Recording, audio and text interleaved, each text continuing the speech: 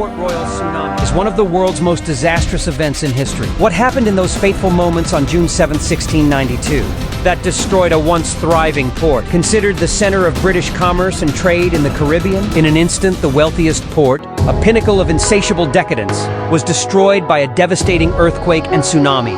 An estimated 2,000 lives lost, and an additional 3,000 died of injuries and disease shortly afterwards, shocked the entire West Indies. Port Royal, Jamaica, located at the southeastern end of Jamaica, was first established in 1518 by the Spanish, and later taken over by the English in 1655. It quickly grew into a bustling port city and became known as the wickedest city on earth due to its lewd reputation as a haven for pirates, privateers, and wealthy merchants. The city's strategic location made it a key hub for trade and a pirate's den, including the infamous Henry Morgan. Henry Morgan was born in Wales around 1635 and became one of the most notorious privateers of the 17th century. He arrived in the Caribbean in the early 1650s and quickly rose through the ranks, earning a reputation for his bold and ruthless tactics. Henry Morgan made Port Royal his home and base of operations.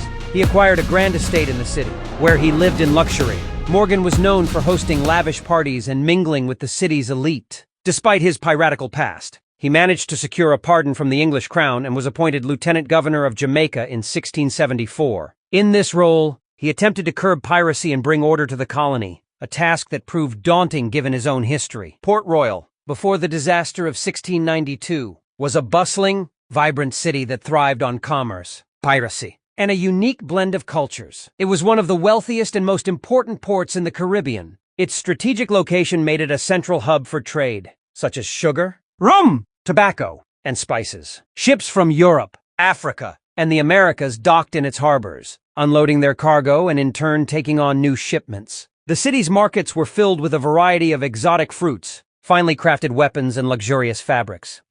The English crown issued letters allowing privateers to legally plunder Spanish ships, and many of these privateers established Port Royal as their home base. Taverns and inns teemed with sailors and pirates spending their plunder on drink, women, and gambling. The city was described as having narrow, winding streets lined with wooden and brick buildings. Wealthier residents lived in grand homes with verandas and lush gardens, while the poorer population inhabited simpler, more crowded quarters. The buildings were a mix of English, Spanish, and Caribbean architectural styles.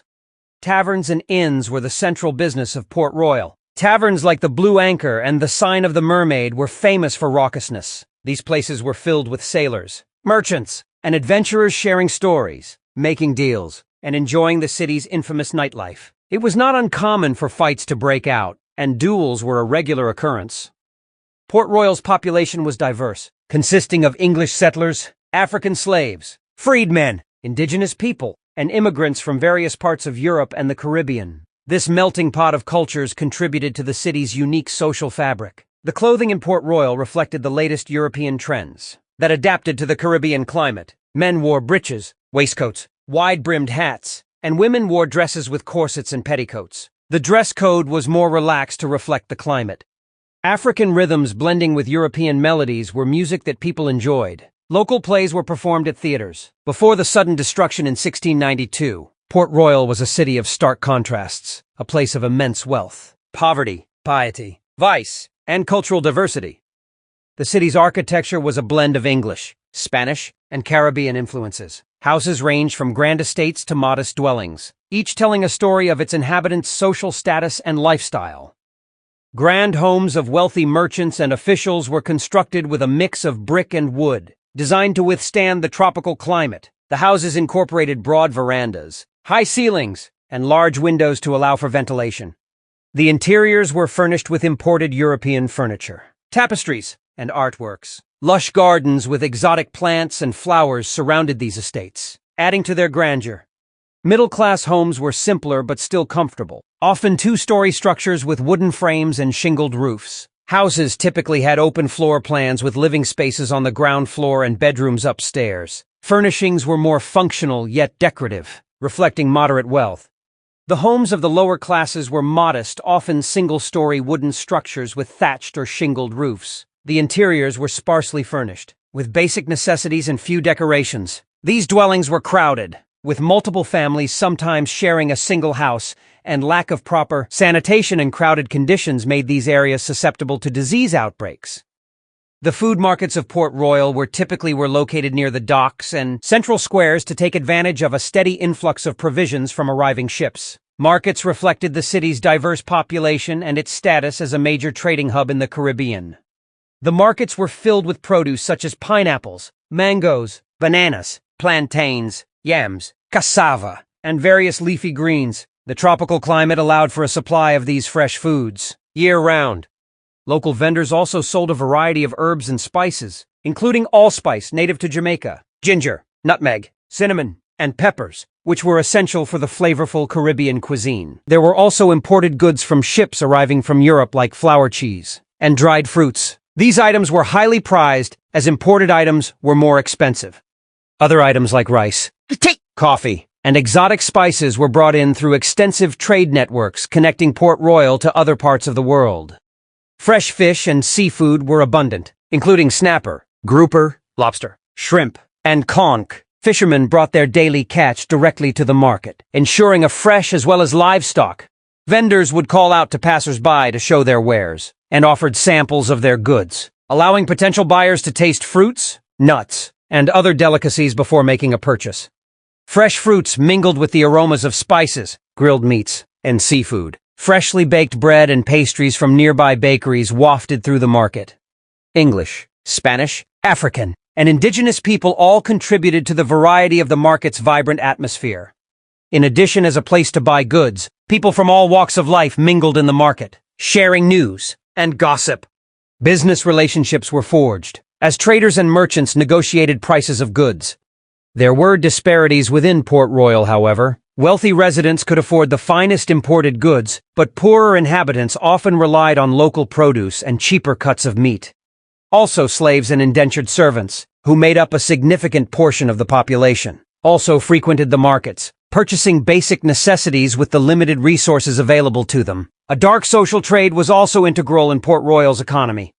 Slaves worked in homes, shops, and docks, and were essential to the functioning of the city. Despite their harsh circumstances, the enslaved Africans managed to preserve aspects of their culture.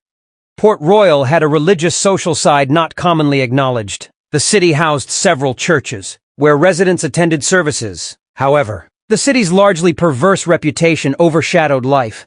Religious leaders often warned their congregation of divine retribution. On June 7, 1692, just before noon, a powerful earthquake measuring 7.5 on the Richter scale struck the city. It was a fateful Sabbath day, and there was a timepiece that was discovered in 1969 which stopped precisely at 11:43 a.m. Eyewitness accounts indicate that the ground never shook. It moved like ocean waves. Some accounts indicate the ground turned to water right under their feet, and people sank into the water. Others indicated the ground opened up into vast pools of water. One of the most significant and devastating effects of the earthquake was ground liquefaction. The city of Port Royal was built on a loose, sandy soil.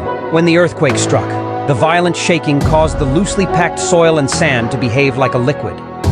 As the sandy soil liquefied, the water table, which was already close to the surface due to the city's coastal location, began to rise rapidly. Entire structures such as streets, buildings, and wharves began to sink.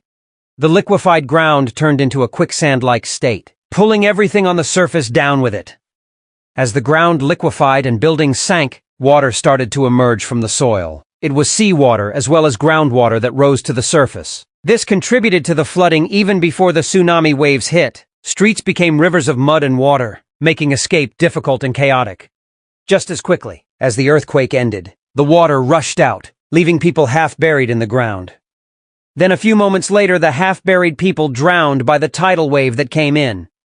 Edmund Heath, survivor and eyewitness to the 1692 earthquake, wrote a letter from the safety of a ship moored in the city's harbor. "The earth opened and swallowed many people before my face, and the sea I saw came mounting in over the wall, upon which I concluded it impossible to escape. The earthquake triggered a massive tsunami. Eyewitnesses described the sea pulling back before a towering wave rushed inland, engulfing what remained.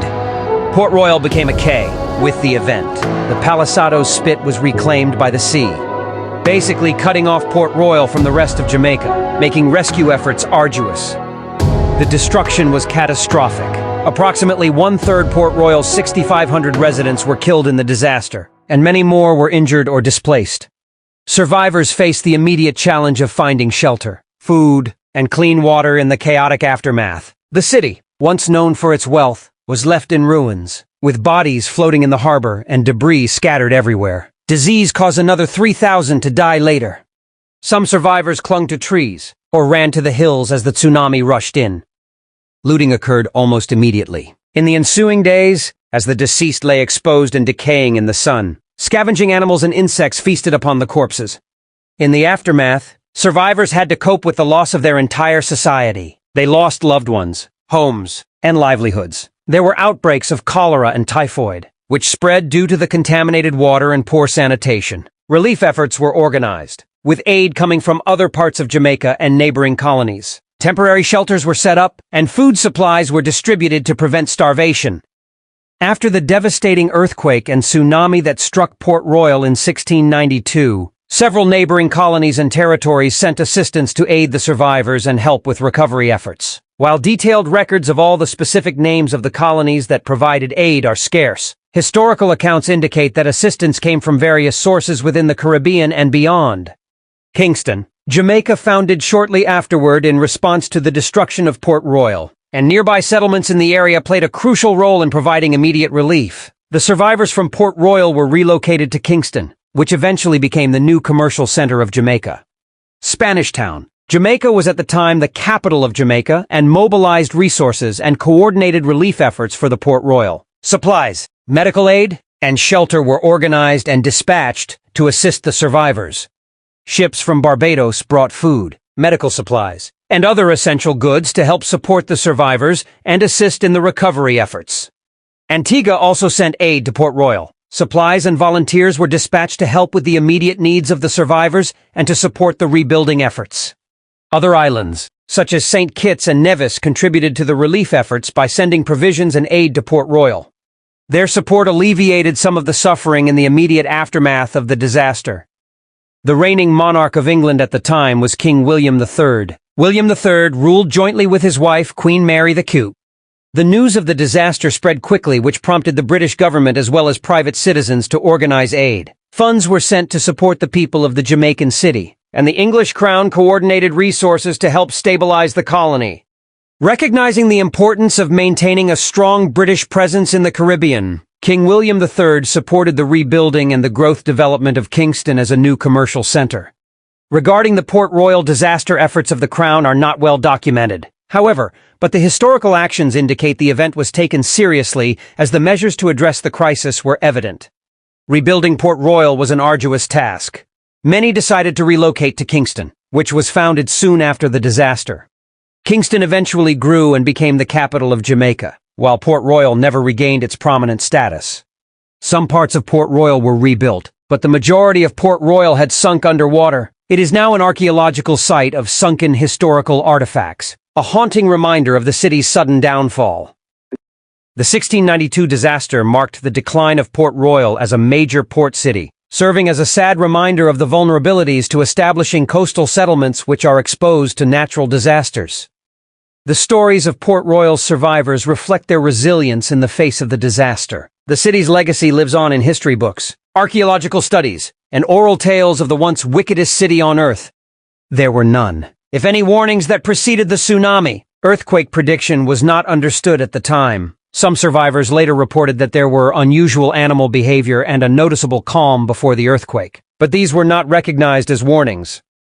Port Royal rose to prominence through piracy and trade, only to be brought low by the forces of nature.